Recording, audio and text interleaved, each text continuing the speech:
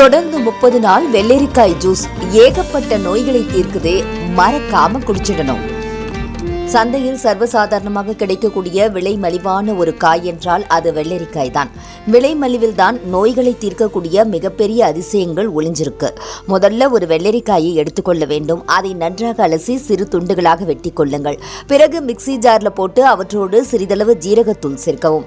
அதில் கொஞ்சம் எலுமிச்சை சாறும் பிழிந்து சேர்த்து தேவையான அளவு தண்ணீரை ஊற்றி நன்றாக அரைக்கவும். இதுதான் நம்முடைய உடல் தினமும் தேடக்கூடிய ஆரோக்கியமான சக்தி நிறைந்த ஜூஸ். இதை காலை வெறும் வயிற்றில் எடுத்துக்கொண்டால் அதிக பயன் கிடைக்கும். இல்லாவிட்டால் இரவு உணவுக்கு பிறகு சில நேரம் கழித்து குடிக்கலாம்.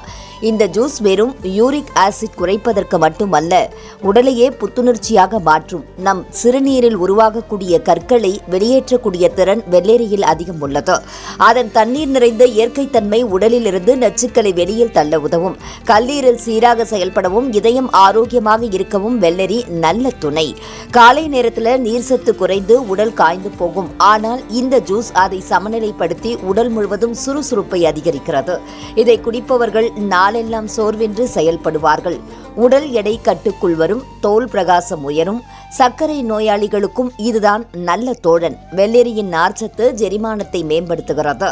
அடிக்கடி வீக்கம், மூட்டுவலி, அதன் காரணமாக யூரிக் ஆசிட் அனைத்தையும் கட்டுப்படுத்துவதில் இது அற்புதமாக செயல்படும். அது மட்டுமல்ல, உடலின் உள்ளே ஏற்படக்கூடிய அழற்சிகளை குறைக்கக்கூடிய தன்மை அதிகம். சர்க்கரை நோயாளிகள் இதை பயனுள்ளதாக பயன்படுத்திக் கொள்ளலாம்.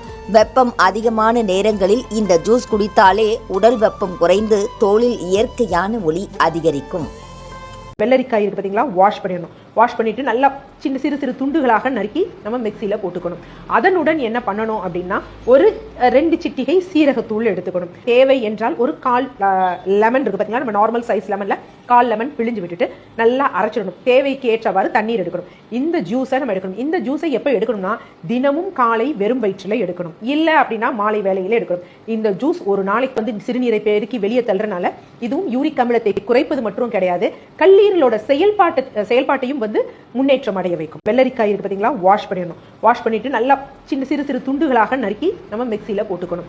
அதனுடன் என்ன பண்ணணும் அப்படின்னா, ஒரு 2 சிட்டிகை சீரகத்தூள் எடுத்துக்கணும். தேவை என்றால் ஒரு 1/4 லெமன் இருக்கு பார்த்தீங்களா, நம்ம நார்மல் சைஸ் லெமனில் 1/4 லெமன் பிழிஞ்சு விட்டுட்டு நல்லா அரைச்சிடணும். தேவைக்கு ஏற்றவாறு தண்ணீர் எடுக்கணும். இந்த ஜூஸை நம்ம எடுக்கணும். இந்த ஜூஸை எப்போ எடுக்கணும்னா, தினமும் காலை வெறும் வயிற்றில் எடுக்கணும். இல்லை அப்படின்னா மாலை வேளையில எடுக்கணும். இந்த ஜூஸ் ஒரு நாளைக்கு சிறுநீரை பெருக்கி வெளியே தள்ளுறதுனால இதுவும் யூரிக் அமிலத்தை குறைப்பது மட்டும் கிடையாது, கல்லீரலோட செயல்பாட்டையும் முன்னேற்றம் அடைய வைக்கும்.